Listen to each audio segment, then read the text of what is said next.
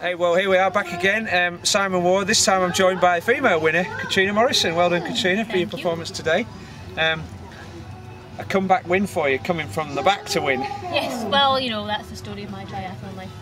You'd be falling over backwards if you said, oh, you led from start to finish. It'd be a nice change for you though, wouldn't it? But yes. We're just about to get assaulted by your Power Bar sponsor. I know, assault. I'll hold it back. We'll be nice and relaxed and keep it up there. So just talk us through your race then, because we had a bit of a delayed start. So what, yes.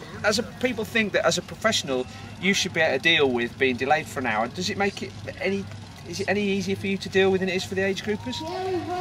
I don't think it's any easier, but I think we probably know what to do.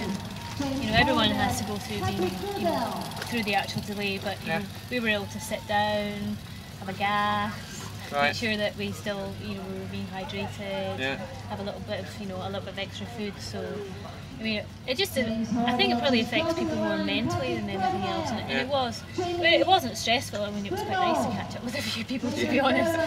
But it does. You know, when we actually got into the water and started it, I did kind of feel sluggish. Yeah. I mean, I don't think I had a particularly bad swim. You know, 2.5 minutes off Julie. That's par for the course. I think everybody was, weren't they? You know, so it probably wasn't as bad a swim as it felt when I was out there. Right. It's just that, like you say, we've been delayed and eventually get started, and you feel like slugging away for the first little while. That's right. So you were out of the bike. You came out with Bella, didn't you? So you ride pretty much, you know, inside of each other for the whole race. Yeah, it was getting pretty frustrating actually. Right. And that's more me. I like not to need to worry about, you know, drafting and being, you know, in that zone where you may or may not be caught, because it's stressful. Like, I don't like to I don't like to be anywhere near anyone. No. And so it took, to be honest, it was until the first of the second hill on the second lap where really quickly I must have made maybe a minute on her. But that wasn't until the second lap. So, and then, you know, I looked behind, I couldn't see her, and I thought, oh, excellent. I'm on my own. But that was I was more happy that I couldn't see her, because I don't really know how well Bella's running right now, and I'd prefer to come into transition with a little bit of a buffer. Yeah. Okay. So you came in, what, 5-6 minutes behind Julie? 6 something, I think. Yeah. That's quite a big gap, isn't it? Yeah, I tried not to be too downhearted about it. I just thought, that's big.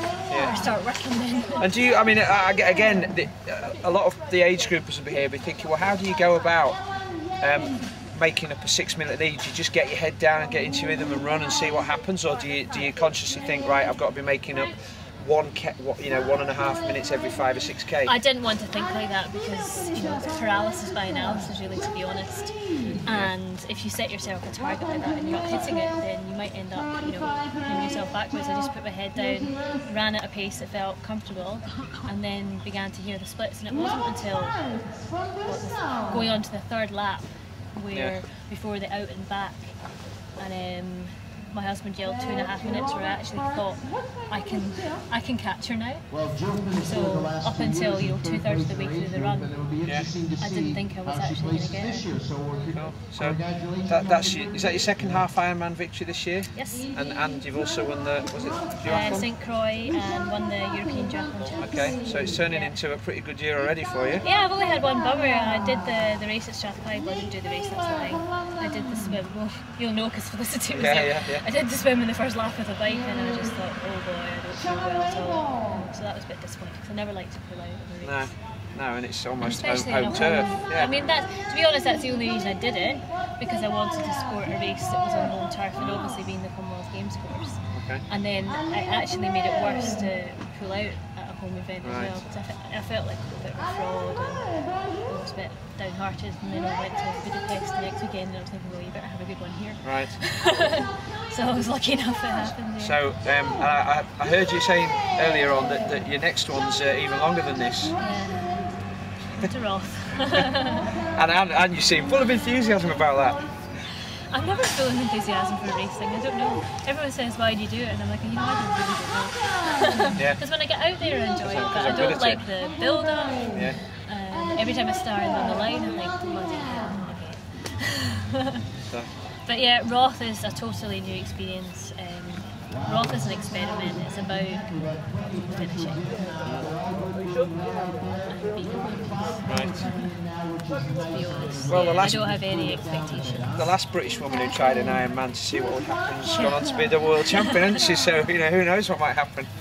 Well, I know Chrissy's pretty nervous about Roth as well, so I was having a good laugh at that. Yeah. I'm going to email her, why are you nervous? Well, it's a good sign if someone like, obviously someone like Chrissy can be, still nervous and having a lot of pre-race jitters, then it's good. And you've already qualified for Kona this year, Monaco. Yes. So probably trying to put that to the back of your mind, until after Roth. Yeah, I mean, the reason I had two things in mind. Either do like a few people are doing. Miranda's going to Kona without doing nose, and obviously Samantha was out in the same sort of scenario.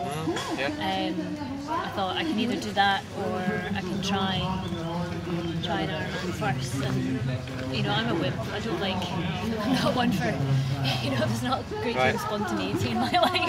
Yeah. I thought I'd rather do the distance and see what it's all about. Okay. I know the coaches are competitive. Yeah. I think it's just about time. Right. Okay. So that's 4 weeks from now, is it, Roth? Yeah. Sorry to remind you of that. 4 weeks of hard graft. Well, 3 weeks of hard graft. Yeah. Okay, so you only have a week's taper then? I hate the whole tapering business. See, this is interesting for age groupers watching that think that their pros have got it all nailed down, they know exactly what they're doing every day, and here we are finding out that actually... I swear, all these age groupers I keep asking, right, it's Ironman business. Yeah. Any hints? Well, because you work with Phil Skeeber now, don't Yes. you? Is that right? And there's a friend of mine, Dave Tilbury Davis. Yeah, he's over there Dave, right now, yeah. I was with Dave the other week when he fell off his bike. Oh, that's where the road rash picture came from. Yes, that's right. Yeah, it was mine. So Roth. Then anything else? Roth, and I've entered the 70.3 in Calgary, but on the basis that the race organiser knows that I may not actually race because never having done an Ironman, you have no idea, how it affects you systemically, what your recovery is.